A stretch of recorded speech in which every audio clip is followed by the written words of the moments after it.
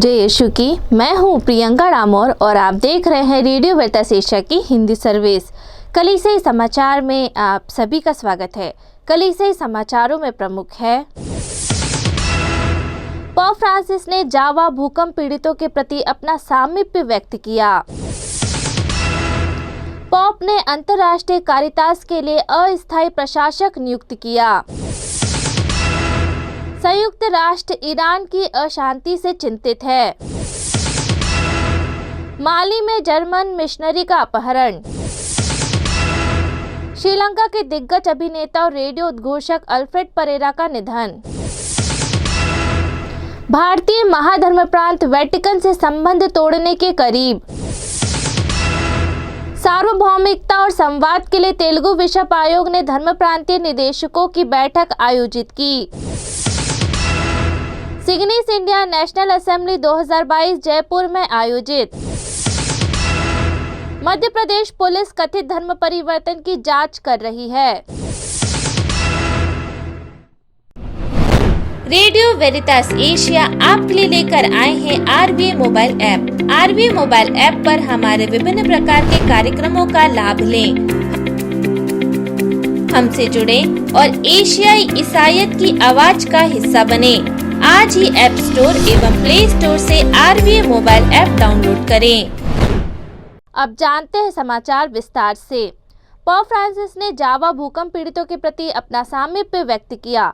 बुधवार को आम दर्शन सभा के समापन पर पोप फ्रांसिस ने जावा भूकंप के पीड़ितों के प्रति अपना सामीप्य व्यक्त किया, जिससे जान माल का भारी नुकसान हुआ। पोप ने कहा, मैं उस प्रिय आबादी के प्रति अपना सामीप्य व्यक्त करता हूं और मैं मृतकों और घायलों के लिए प्रार्थना करता हूं। राष्ट्रीय आपदा प्रबंधन एजेंसी के अनुसार सियांजुर भूकंप ने बुधवार 23 नवंबर तक 2071 लोगों की जान ले ली, जिसमें से 40 अभी भी लापता है और लगभग 2043 लोग घायल हुए हैं। ज्यादातर लोगों की मौत घर के ढहने और भूकंप के कारण हुए कटाव में हुई है। पोप ने अंतर्राष्ट्रीय कारितास के लिए अस्थायी प्रशासक नियुक्त किया। पोप फ्रांसिस ने मंगलवार को अंतर्राष्ट्रीय कारितास के अस्थायी प्रशासक के रूप में डॉक्टर पियर फ्रांचेस्को पिनेली को नामित करते हुए एक आदेश जारी किया। मंगलवार को जारी एक डिक्री में संत पापा फ्रांसिस ने डॉक्टर पियर फ्रांचेस्को पिनेली को अंतर्राष्ट्रीय कारितास के अस्थायी प्रशासक के रूप में नियुक्त किया है।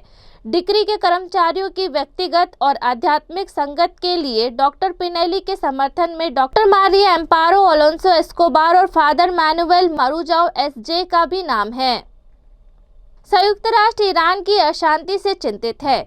मानवाधिकार के लिए संयुक्त राष्ट्र के उच्चायुक्त का कहना है कि ईरान में स्थिति गंभीर है, जबकि यूनिसेफ का कहना है कि यह बच्चों की मौत की रिपोर्ट के बारे में गहराई से चिंतित है। ईरान में स्थिति गंभीर है। राष्ट्रव्यापी विद्रोह के 3 महीने के बाद संयुक्त राष्ट्र मानवाधिकार प्रमुख वोल्कर तुर्क विरोध प्रदर्शनों के प्रति ईरानी अधिकारियों की प्रतिक्रिया को सख्त करने पर चर्चा कर रहे हैं। संयुक्त राष्ट्र ने कहा कि सप्ताहांत में 2 बच्चों सहित प्रदर्शनों से मौत की बढ़ती संख्या दिखाती है कि ईरान में स्थिति कितनी गंभीर हो गई है। प्रदर्शनों के परिणाम पिछले 2 महीनों में 300 से अधिक मौतें हुई हैं।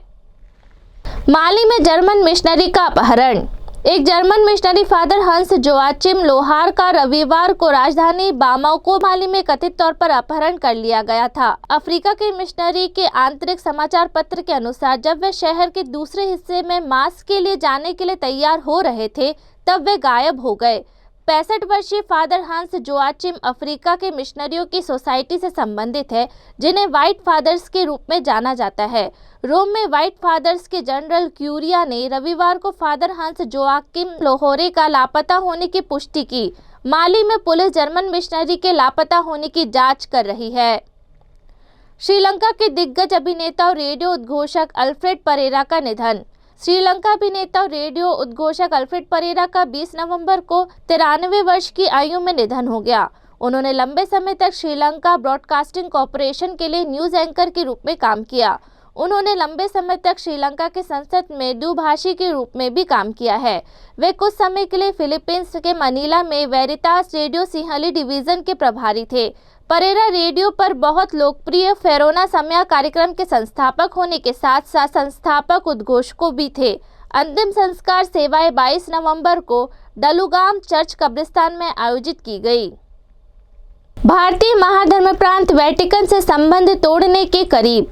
भारत में एक पूर्वी संस्कार सिरो मालाबार आर्चडायसिस में दशकों से चल रहा विवाद एक विस्फोटक चरण पर पहुंच गया है, जिसमें पुरोहितों और विश्वासियों ने अपने धर्मत्यागी प्रशासक के खिलाफ अनिश्चितकालीन विरोध शुरू किया है। 21 नवंबर को 460 पुरोहितों के साथ एर्नाकुलम अंगामाली महाधर्म प्रांत में 5 लाख से अधिक कैथलिकों ने अपने पारंपरिक मिस्सा को लिटर्जिकल वेरिएंट का दर्जा देने की मांग करते हुए विरोध शुरू किया और किसी भी कीमत पर सिडनाट पवित्र मिस्सा को खारिज कर दिया।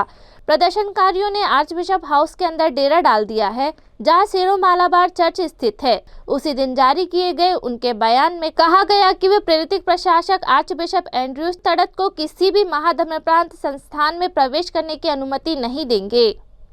सार्वभौमिक और संवाद के लिए तेलुगु बिशप आयोग ने धर्म प्रांतीय निदेशकों की बैठक आयोजित की। 16 से 17 नवंबर को बिशप हाउस विजयवाड़ा में तेलुगु क्षेत्र में सार्वभौमिक और संवाद आयोग के डायसेशन निदेशक की बैठक आयोजित की गई थी। बैठक की अध्यक्षता तेलुगु कैथलिक बिशप सम्मेलन के आयोग के अध्यक्ष विजयवाड़ा के बिशप थेलाक्थोती जोसेफ राजा राव SMM ने की। बैठक का मुख्य उद्देश्य सिनोडोलिटी पर वर्तमान समय के प्रतिबिंब के संदर्भ में स्थानीय चर्च में अन्य धार्मिक परंपराओं के लोगों के साथ ख्रिस्तियों की एकता और संवाद को प्रभावी ढंग से बढ़ावा देने के महत्व को सिखाना और चर्चा करना है।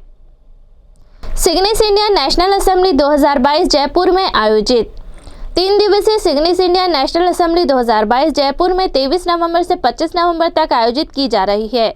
3 दिवसीय सिग्निस इंडिया नेशनल असेंबली 2022 का विषय है डिजिटल दुनिया में शांति। डिजिटल दुनिया में शांति विषय पर विचार विमर्श करने के लिए पूरे देश से 80 प्रतिनिधि ज्ञानदीप भवन जयपुर धर्मप्रांत पास्टोरल सेंटर में एकत्रित हुए हैं। मध्य प्रदेश में एक महिला द्वारा धर्मांतरण का आरोप लगाने के बाद जांच की मांग। भारत में महिलाओं के अधिकारों की रक्षा करने के लिए गठित एक संघीय वैधानिक निकाय ने मध्य प्रदेश में एक हिंदू महिला का कथित रूप से धर्मांतरण करने के आरोप में 2 ईसाई पुरुषों के खिलाफ कार्रवाई की मांग की है। दमोह जिले की महिला का एक वीडियो जिसमें दावा किया गया कि उसे ईसाई धर्म में परिवर्तित होने के लिए 1,20,000 रुपये की पेशकश की गई थी, 18 नवंबर को एक सोशल मीडिया प्लेटफॉर्म पर पोस्ट किया गया था। महिला, जिसकी पहचान नहीं हो सकी है, ने कहा कि उसे पैसों की सख्त जरूरत थी और वह मान गई। उन दोनों ने उसे एक पानी की टंकी में डुबोया और उससे कहा कि वे ईसाई बन गई है। लेकिन जब उसने चर्च जाना बंद कर दिया तो पुरुषों ने मांग की कि वह उन्हें 4 गुना राशि चुकाए। उसने 90,000 रुपये का भुगतान किया, लेकिन वह बाकी राशि के लिए जोर देते रहे। महिला ने आगे दावा किया कि उसके साथ 5 अन्य लोगों का भी धर्म परिवर्तन किया गया था। इसी के साथ कल से समाचार समाप्त हुए। अगली बार फिर मुलाकात होगी नई खबरों के साथ। नमस्कार।